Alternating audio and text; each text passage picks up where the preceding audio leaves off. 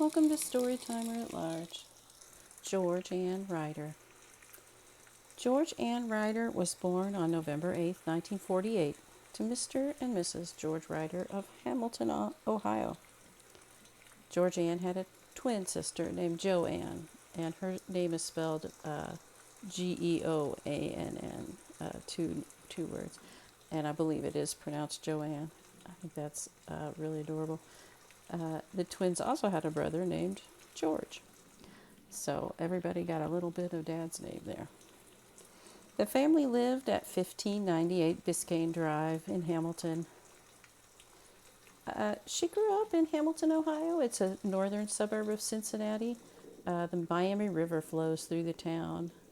In the 1960s, it probably seemed like a completely different and more rural town, but the suburbs have crept ever closer together in recent decades. Georg Ann graduated from Ross High School in Hamilton, Ohio. She participated in Future Teachers of America. She smiles very broadly in the group photo. She also competed on the track and volleyball teams. Georg Ann played French horn in the high school band. She was even queen of the Sadie Hawkins dance. For those of you who don't know, a Sadie Hawkins dance is an old tradition where the girls ask the boys to go to the dance. Sometimes everyone would even dress up in hillbilly sort of costumes, like the old cartoons that you used to see, like Snuffy Smith and stuff like that. Nowadays, though, most people just ask whomever to go to a dance together, or they just go in a big group. Having an official designated date these days to a school dance is much rarer.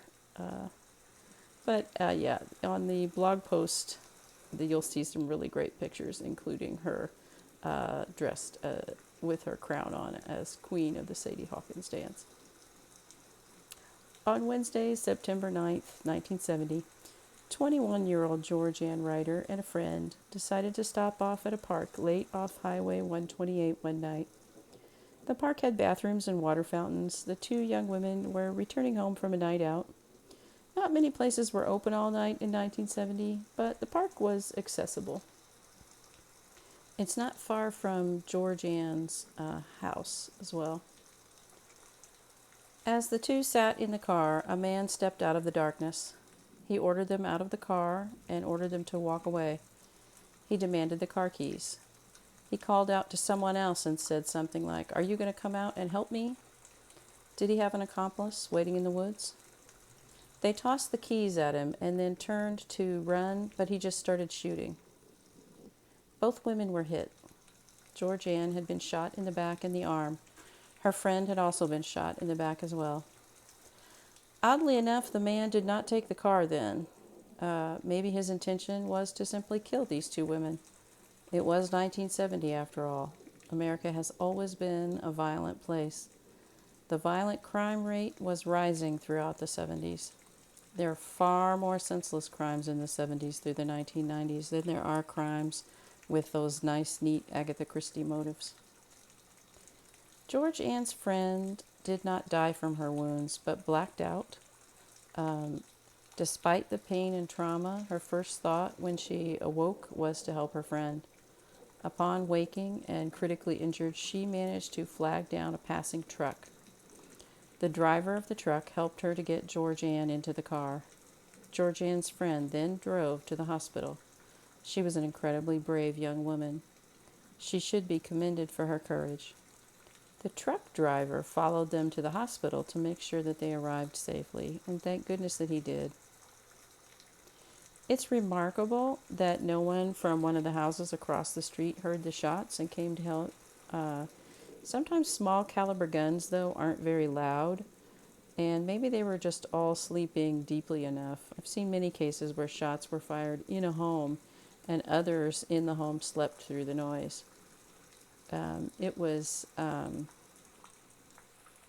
warm weather then. It was September 9th, so it's still going to be pretty warm in Ohio then. So maybe a lot of people had fans running too, or air conditioning, but probably most of them had like fans running.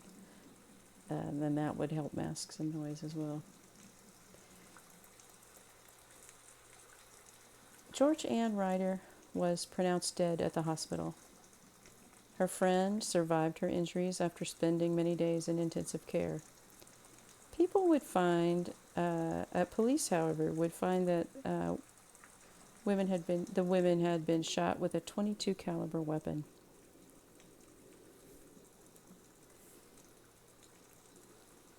Now, let's talk about that same night. That same night, not far away, on the same road as the park, a 39-year-old man was found blocking the road with his vehicle. What was he doing blocking the road with his vehicle? That's bizarre. He parked it right at an intersection. Instead of pulling over to the side of the road, he just parked it right in the intersection. He had been drinking, and he said that he had run out of gas. He had a .22 caliber weapon with him. He was arrested, but police would ultimately dismiss that weapon as not involved in the crime. The police found that both the slugs and the women they claimed did not belong to that .22 caliber rifle. I'm wondering who examined those slugs and what kind of experience did they have in ballistics. I really wish we knew the name of that man. I think that once he ran out of gas, he walked and came upon Georg Ann and her friend.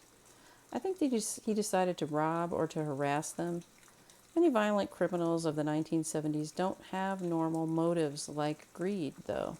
Sometimes they are just senselessly violent. One Indiana man, and that was the other thing. They did not release the name of this man in the newspaper articles about this crime, but they did mention that he was from Indiana. And one Indiana man that would have been the right age was Kenneth Clay Richmond. He was a hard drinker. He often traveled for work. He senselessly killed Carol Jenkins in Martinsville, Indiana in 1968. He wasn't arrested for that murder until a tip came in and exposed him in the early 2000s. He died before he could stand trial. He and an accomplice had murdered Carol Jenkins in cold blood. They did it almost on a whim and in broad daylight. The accomplice held Carol's arms while Richmond stabbed her in the chest. Richmond stabbed her in the chest. Kenneth Clay Richmond. Kenneth Clay Richmond's daughter saw the whole thing as she waited in the car. Miss Jenkins, the victim, was black, and Kenneth Clay Richmond was a hate-filled racist. He was also an alcoholic, impulsive, and very violent. His daughter came forward later as an adult and told what she knew. Another family member also testified. Police and prosecutors are satisfied that Richmond was responsible for the murder. Assumptions have been made by news reporters and others over the years that Georg Ann and her friend were a romantic couple. There was a not-so-subtle disparagement of the victims. The friend was disparaged in the newspapers. You get the gist reading the papers that there's some victim blaming here and some just rude treatment for victims. They were both shot. They could have both died. It's also just a cruel and nasty thing to do to somebody. We don't know if they were a romantic couple, and it doesn't really matter one way or another. They're the victim of a crime. But if the killer assumed they were a romantic couple, this could be a hate crime. When Georg Ann was murdered, her twin sister Joanne was already married and living in another town. Her brother George still lived in Hamilton with their parents then. I cannot imagine the devastation and grief of this sudden loss of Georg Ann. The terror they must have felt knowing that the killer was still out there somewhere must have been incredibly stressful and horrifying. Georg Ann's friend went through a horrific and traumatic experience. She also lost her dear friend. It's not easy to find a close friend in a small town, and then to lose that person. My heart goes out to her. She was so brave, and she tried so hard to get help for Georg Ann. I can only hope that time has allowed her to heal and to find some peace. Rest in peace, Georg Ann. If you have information about the murder of Georg Ann Reiter, please submit a tip to the link I'm going to put in the comments with the Ohio Attorney General's Unsolved Cold Case website.